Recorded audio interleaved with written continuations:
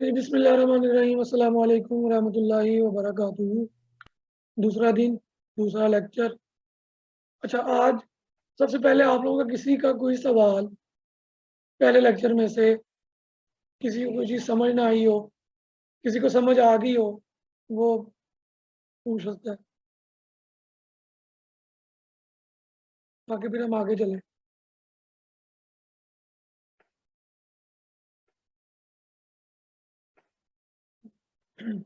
जी, जल्दी-जल्दी से। पहले लेक्चर में से कोई चीज़ ना समझ आई हो, कोई सवाल हो, कोई सजेशन हो, कोई कंप्लेन हो, कोई आर्गुमेंट हो, कोई जिसे कहते हैं ना कंट्राडिक्शन हो, एनीवन चैट में लिख दें या बोल दें ताकि फिर हम आगे चलें। No sir, clear. ओके जी, एक का जवाब आया अभी तक, बाकी क्या कर रहे हैं?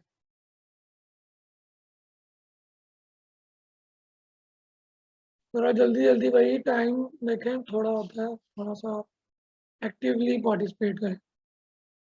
तो जी, दो बंदों का जवाब आ गया। तो एक का और आ जाता तो फिर वो मेजोरिटी अथॉरिटी हो जाएगी, क्योंकि 5 लोग हैं ना यहाँ पे। चलो जी, ठीक हो गया जी। तो कल का बेसिकली लेक्चर मैंने आपको एक एग्जांपल के थ्रू सिर्फ ये समझाया था कि हम लोग करते क्या हैं। बेसिकली हमारा मैकेनिज्म क्या है, मैंने आपको एग्जांपल दी थी एक मार्केट, फिजिकल मार्केट की ऑनलाइन मार्केट के साथ उसको कंपेयर करके मैंने आप लोगों को समझाया था कि हम लोग करते क्या हैं। ठीक है, आज से मैं आप लोगों को आपका एक रोड मैप बताऊंगा कि जो हम इस एग्जांपल के बाद हमने ये जो चीज़ समझ ली कि हम ये काम करते हैं, तो ये इस काम को कितने स्टेप्स में डिवाइड की है, क्या क्या इसके प्रोसीजर्स हैं, क्या आप कर लें तो क्या ज़रूरी है, क्या ना करें तो क्या आपको जो है ना वो मसला होगा या कोई डिफ़िकल्टी आएगी या कोई प्रॉब्लम होगी। ठीक है, तो आज का लेक्चर इस चीज़ पर होगा। तो शुरू करते हैं। सबसे पहले कल भी जिससे मैंने आप लोगों को बताया था कि guest blogging outreach business, basically इसको हम लोग अगर थोड़ा-सा इसको अ, मज़ीद डीप डाउन होकर सोचें, पढ़ें या देखें, तो इसको ज़रा कदीमी ज़ुबान में कहा जाता था कि लिंक बिल्डिंग है। ठीक है, ये बात समझ में आ रही है? लिंक बिल्डिंग मतलब अ, लिंक बिल्डर है आप। जिस तरह प्रॉपर्टी बिल्डिंग में लोग बिल्डर्स होते हैं, तो वो क्या करते हैं, वो बिल्डिंग को बनाते हैं, तामीर करते हैं। ठीक है? इसी तरह हम लोग जो काम करते हैं, वो लिंक क्रिएशन का काम करते हैं। ठीक है? वो लिंक किस चीज़ का होता है, किस चीज़ के बारे में होता है, कल भी मैंने थोड़ा-सा बताया, मैं मज़ीद आगे और उसकी वज़ाहत और कर देता हूँ कि लिंक बिल्डिंग बेसिकली हम लोग वेबसाइट्स की आपस में अ, लिंक बिल्डिंग करवाते हैं ना। एक वेंडर साइड की एक क्लाइंट साइड के साथ लिंकेज करवाते हैं। तो बात समझ में आ रही है सबको? जी।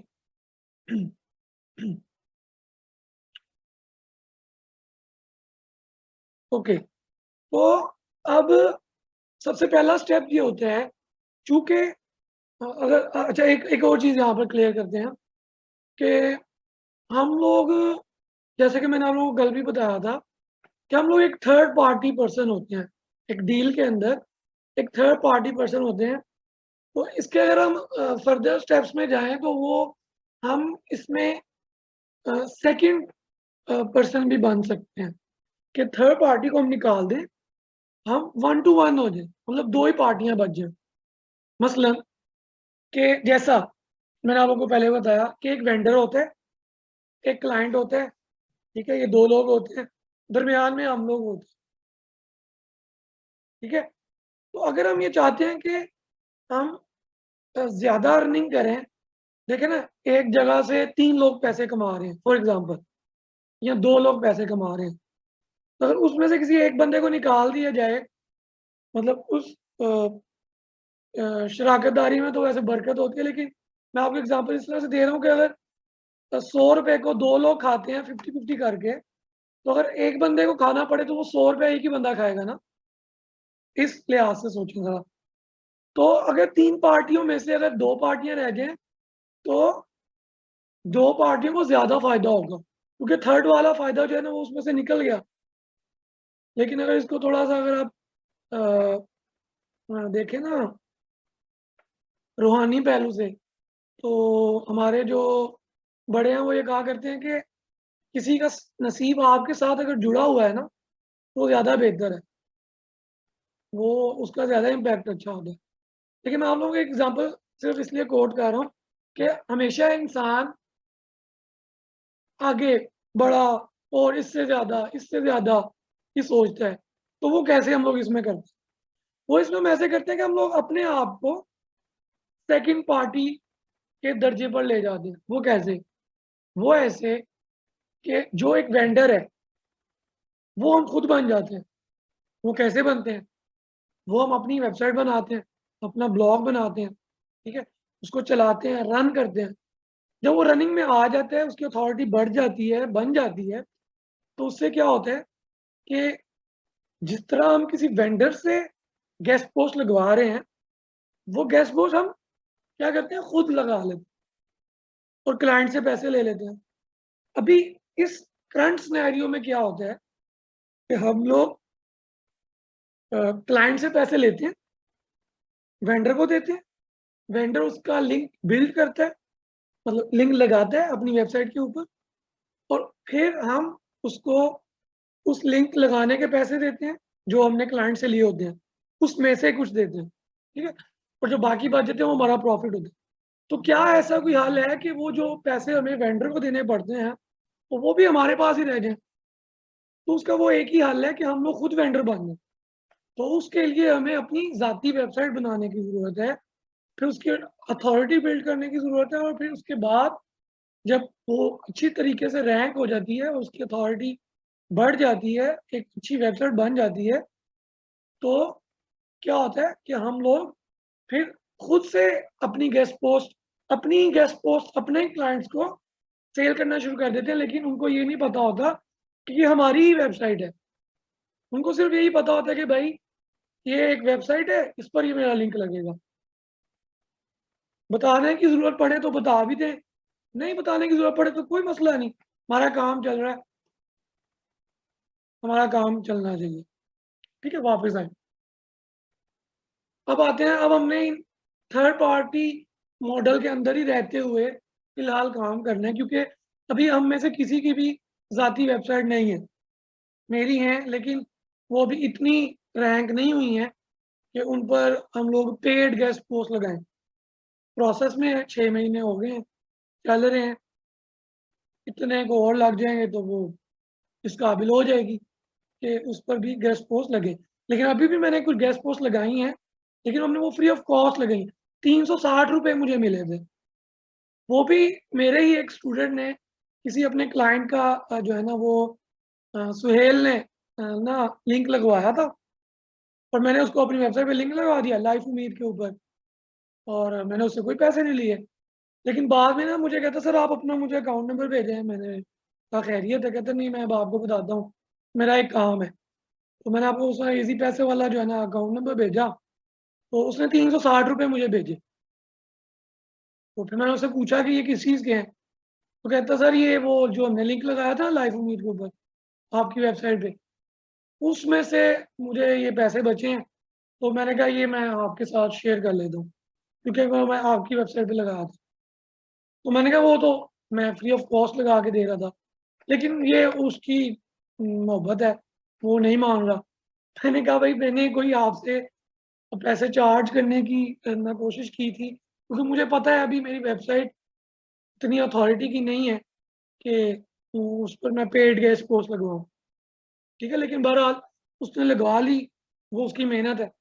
अब आप अंदाज़ा करें एक बात का कि उसने अपने क्लाइंट को इतना राज़ी कर लिया कि वो मेरी जैसे ही वेबसाइट के ऊपर भी लिंक लगाने के लिए राज़ी हो गया, और उसमें से भी उसने 50% जिसके 360 बनते हैं, अगर 100% करें तो तकरीबन कोई 700 रुपए बनते होंगे, ठीक है?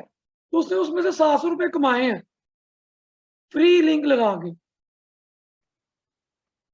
अगर उसको मुझे भी पैसे देने पड़ते, फॉर एग्जांपल सुहेल से मैं कहता नहीं मैं फ्री लिंक नहीं देता, ठीक है, तो क्या होता? वो कहता सर फिर कितने पैसे लेंगे, मैं कहता 500 रुपया, तो 500 रुपया मुझे देता, ठीक है, तो उसको कितना प्रॉफिट मार्जिन बच जाता? 200 रुपए, ठीक है। तो ये उसकी मेहनत थी, कोशिश थी, उसने अपना लिंक यूज किया। सर वहाँ पर थे हम, उस मेल ने जो गेस्ट पोस्ट लगवाई और आपने हाँ, कहा कि 500 अगर ठीक है। मैं तो लेता तो ये वो आप लोगों के सामने एक छोटी सी एग्जांपल है कि कैसे आप देखो, बहुत सारे और स्टूडेंट्स भी हैं, उन्होंने भी एक दो और ने लगवाई थी मेरे पे लिंक, लेकिन वो फ्री में थी और मैंने फ्री में उसको लगा भी दी थी। तो आप लोगों से मैं सिर्फ ये सारी कहानी सुनाने का, सुहेल की का मकसद सिर्फ ये था कि देखें, आपने हाजिर नाजिर रहकर अपने इर्द गिर्द के रिसोर्सेज को बेहतर यूटिलाइज करना है हमेशा, क्योंकि जब तक आप इसको नहीं करते तो तब तक आप जो है ना महरूम रहते हैं। तो ये चीज़ है। वापस आते हैं अब टॉपिक के ऊपर, गेस्ट पोस्ट। तो हमने अभी थर्ड पार्टी मॉडल के अंदर रहते हुए काम करना है, तो उसके लिए ये होगा कि हम लोग क्या करेंगे, सबसे पहले हम लोग अपनी एक वेंडर लिस्ट बनाया करते हैं, ठीक है। उसमें क्या करते हैं कि हम लोग अपने सारे वेंडर्स की लिस्ट बनाते हैं। अब वो वेंडर्स कैसे बनाते हैं, मैं आप लोगों के साथ स्क्रीन शेयर करता हूँ। तो वहाँ पे जाके लाइव जो है ना चेक करते हैं। अच्छा जी,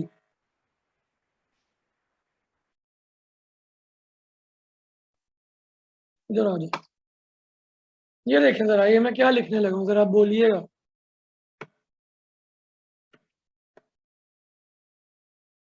राइट फॉर अस प्लस क्या लिखा है जी, फॉर एग्जाम्पल स्पोर्ट्स, ये क्या हुआ?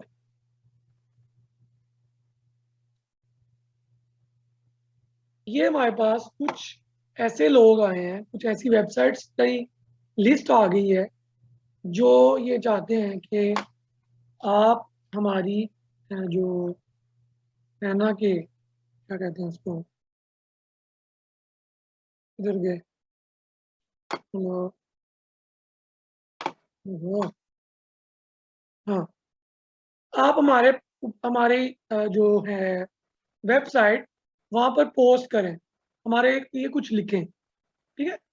तो अब हमने इनकी जो है ना, इनको इकट्ठा करना है, ऐसी सारी वेबसाइट्स को हमने इकट्ठा करना है जो ये चाहती हैं कि हमारे लिए आप लिखें या लिखवाएं, वट, ठीक है। अब ये इसको कहते हैं, ये www डॉट से लेकर डॉट कॉम तक, इसको हम लोग कहते हैं यूआरएल। क्या कहते हैं? यूआरएल, ठीक है। ये हमने कॉपी कर लेना है, ठीक है, और इसको एक शीट में लिख लेना है। वो शीट बनाने का तरीका क्या है, कैसे है, वो सारा मैंने वो अपनी जो हमारे प्रीवियस बैच के स्टूडेंट्स थे ना, उस लेक्चर में मैंने आप लोगों के साथ शेयर किया हुआ है, ठीक है। वो आपने वहां से देख लेना, ठीक है। जो वीडियो मैंने आपको असाइनमेंट के लिए दी है ना कि वो जाके देखें, वो आपने वहां से देख लेंगे, ठीक है, शीट कैसे बनानी है। ठीक हो गया? यहाँ तक सबको समझ आ गई है? कोई बंदा जिसे समझ ना आई हो? मैं ना इधर जब इसको यूट्यूब पे अपलोड करूंगा ना, तो मैं इधर ना एक लिंक दे दूंगा उस वीडियो का जिसमें मैंने शीट बनाना सिखाई हुई है। तो वहां से आप जो है ना फिर वो वाली वीडियो देख के शीट बना के, तो आप लोग अपनी शीट बना लीजिएगा। ठीक है, यहाँ तक सबको समझ आ गई? किसी का कोई सवाल है तो पूछ लें प्लीज। वापिस आते हैं। तो शीट बनाना आपने सीख लेनी है, वो वीडियो में सारा तरीका बताया हुआ है, वहां से देख लेना है। सेकंड स्टेप अब हमारा ये है, जब हमारी शीट कंप्लीट हो जाए, कम से कम आप ना कुछ नहीं तो हर कैटेगरी की 50 साइट्स आपने लाजमी जो है ना वो शीट में बनानी है। यहाँ तक समझ आ गई सबको?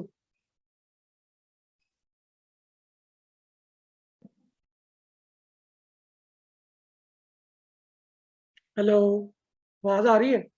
ओके।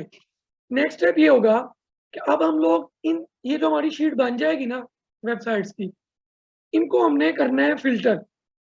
वो कैसे करना है, वो किस बेस पे करना है, अब ये सुने। वो इस तरह से करना है कि हम लोग इनको अब हमें यहाँ पे जरूरत पड़ती है टूल्स की, ठीक है, एसईओ टूल्स की। उसमें सबसे जो टॉप के ऊपर कह लें कि टूल है ना, वो है आपका, अल्लाह भला करे, वो वाला यार, AHREFS, एहरफ भी जिसे लोग कहते हैं। अगर वर्ड में पढ़े तो एहरफ, अगर वर्ड के बगैर पढ़े तो AHREFS, ठीक है जी। तो वो टूल यूज होगा। वो किस लिए यूज होगा कि अब हम इन तमाम वेबसाइट्स की क्या चेक करेंगे, 3 से 4 चीजें चेक करेंगे, जिससे हमें अंदाजा होगा कि ये वेबसाइट इस काबिल भी है कि इसको हम एज अ वेंडर कंसीडर करें। मेरी बात समझ आ रही है? मैं ना यहाँ पर टूल का नाम लिख भी देता हूँ, AHREF। ये आपको कहाँ से मिलेगा, कैसे मिलेगा, ये मैं आप लोगों को बताऊंगा, ठीक है। अभी आप लोगों को बाय करने की जरूरत नहीं है, उसका मैं आपको एक जुगाड़ बताऊंगा, वो क्या है, वो मेरे पास है, वो आगे बताऊंगा, ठीक है ना। जुगाड़ इन सेंस कि आप सब लोगों को अभी खरीदने की जरूरत नहीं है, अभी पैसे जो है ना, हमने जो है ना बचा के रखने हैं। पैसे बड़े इंपॉर्टेंट है, ठीक है। अच्छा, आगे चलते हैं। तो ठीक है, वो टूल यूज होगा। उस टूल में हम लोग क्या चीजें चेक करेंगे? नंबर 1, डोमेन अथॉरिटी, सॉरी, उसमें डोमेन रेटिंग होती है। Domain rating, traffic, referring domains, ठीक है, ट्रैफिक किस रीजन से आ रही है, ठीक है, वो भी वो बताएगा। फिर उसके कितने लिंक्स लगे हुए हैं, मतलब वो आरडी को और लिंक को वही कहते हैं। रेफरिंग डोमेन्स कितनी है, वो वही होती है, ठीक है। ये सारी चीजें चेक करने के बाद हम लोग ये डिसीजन लेंगे कि हमने इसको अपनी वेंडर लिस्ट में रखना है या हमने इसको एज अ क्लाइंट डील करना है। अब वो क्लाइंट कैसे डील करना है, उसको क्लाइंट कैसे बनाना है, वो अगले लेक्चर्स में हम लोग सुनेंगे, ठीक है। अभी वापस आते हैं वेंडर के ऊपर। तो वेंडर के काबिल कब होगा? ट्रैफिक के बाद मैंने बताया था रेफरिंग डोमेन्स, आरडी, आरडी, ठीक है, तो कहते हैं रेफरिंग डोमेन्स। अगर स्पेलिंग मैंने सही लिखी हो तो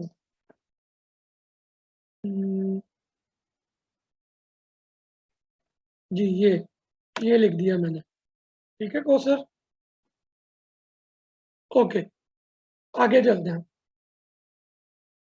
रेफरिंग डोमेन क्या होती है? बेसिकली वो ये होती है, ये जो हम लिंक लगाते हैं ना किसी दूसरी वेबसाइट का। फॉर एग्जांपल के लाइफ उम्मीद पर मैंने किसी और साइट का लिंक लगाया है, तो मैं क्या कर रहा हूँ, मैं उसको रेफर कर रहा हूँ, ठीक है। तो वो उसकी रेफरिंग डोमेन में मेरी वेबसाइट आ रही होगी। यहाँ तक सबको समझ आ गई है? अच्छा, आगे चलते हैं।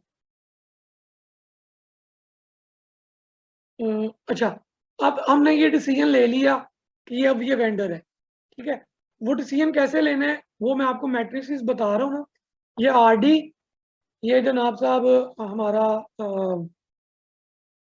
यार क्या कहते हैं उसको, ट्रैफिक, आरडी, डीए और डीआर। उसके बाद डीए चेक करना है, वो किसी और टूल से करना है, वो भी आपको बता दूँ, वो टूल भी बता दूंगा आपको, ठीक है।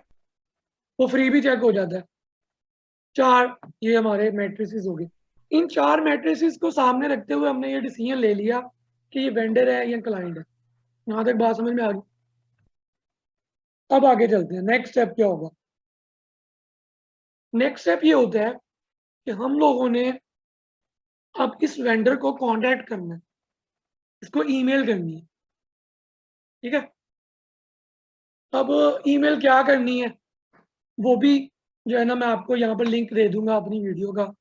उसमें मैंने सारा बड़ी तफसील के साथ पूरा लेक्चर इसी चीज़ के ऊपर है कि आपने वो ईमेल कैसे लिखनी है, कैसे उसको एडिट करना है, कैसे जो है ना आपने कौन सा टेम्पलेट यूज़ करना है, कौन सा नहीं करना, डूज एंड डोंट्स, सारे मैंने उसमें पूरा लेक्चर इसी चीज़ के ऊपर है, ठीक है। आप लोगों की अब असाइनमेंट यही होगी कि आप लोगों ने वो वीडियो देख के, ये जितनी वीडियोस मैंने बताई है ना, ये इससे जो हमारे वो जो प्लेलिस्ट है ना, उसमें से वीडियो 3, 4, 5 आई थिंक आप लोगों की असाइनमेंट होगी, ठीक है। अगर आप वो लोग वो देख लेंगे ना, तो आज का हमने जितना पढ़ा है ना, तो आपको और ज़्यादा क्लियर हो जाएगा, ठीक है। कि शीट कैसे बनानी है, नंबर 1।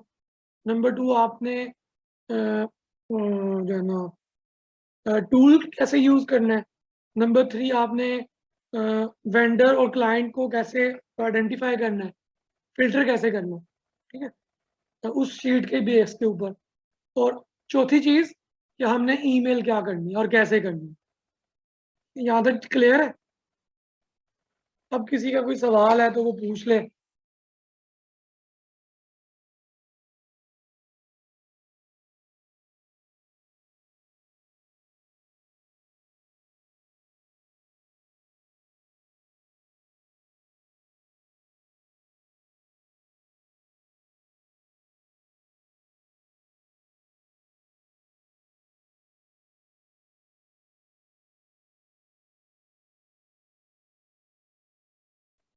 ओके जी, तो सबको क्लियर है तो फिर आज का लेक्चर यहाँ तक आज एंड करते हैं, ठीक है। Hello sir. जी जी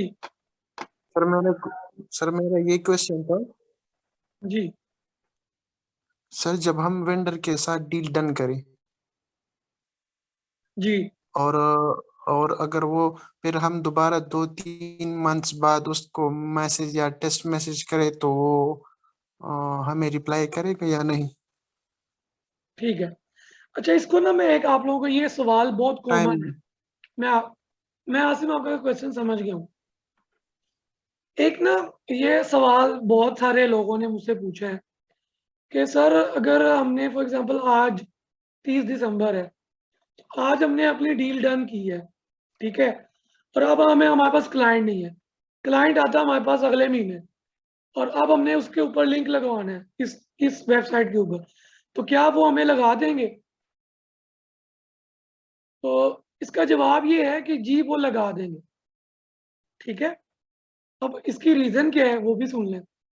रीज़न ये है कि देखें, इसको एक एग्जांपल से समझें।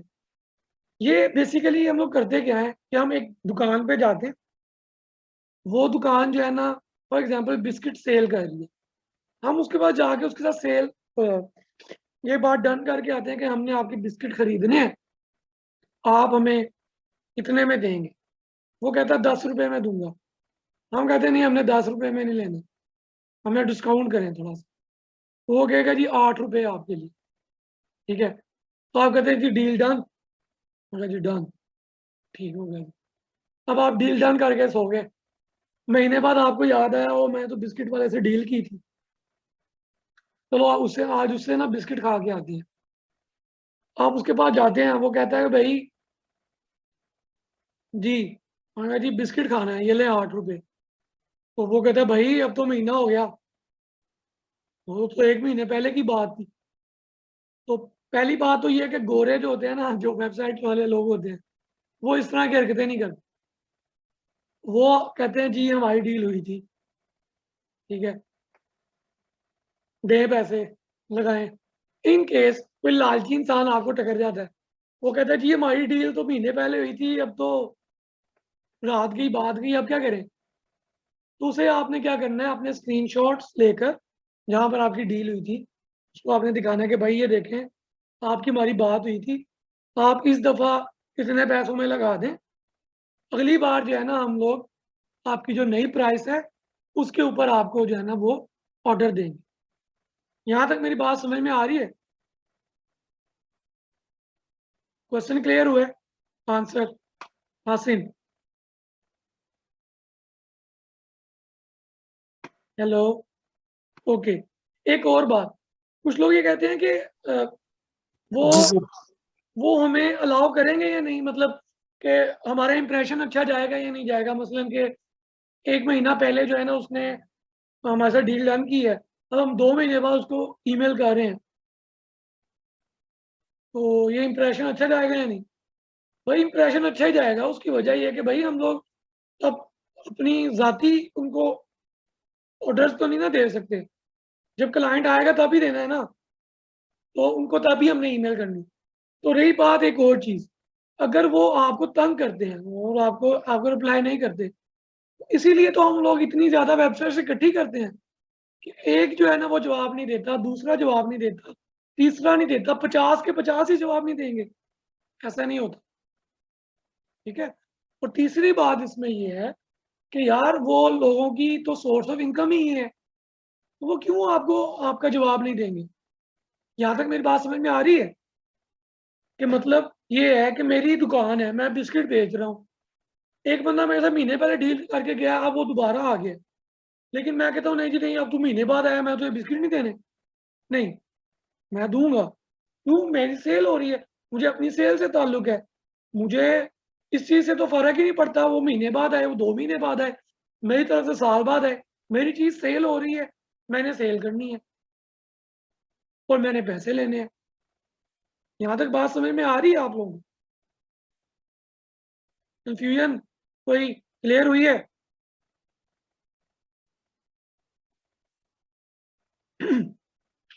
जी, चैट में बताएँ मुझे ज़रा। ओके, ठीक है जी। डन हो गया जी फिर। आज यहाँ पे अपना लेक्चर फिनिश करते हैं। और किसी का कोई और सवाल है, तो वो पूछ ले। कोई 6 मिनट है हमारे पास अभी, फिर मीटिंग एंड हो जाएगी। अगर नहीं है तो फिर अभी एंड कर देते हैं। आराम करें सब लोग और काम करें सब लोग। सही है? ठीक हो गया जी। Any question? No question? Sir hello sir. जी, जी, जी। हेलो जी, आसिम बोलिए। सर, मेरा दूसरा क्वेश्चन ये है कि जब हम स्पोर्ट हेलो बोलो, बोलो, बोलो। सर, जब हम स्पोर्ट्स के आई मीन को सर्च करें, ठीक है सर, और अपना लिस्ट या शीट में डालें,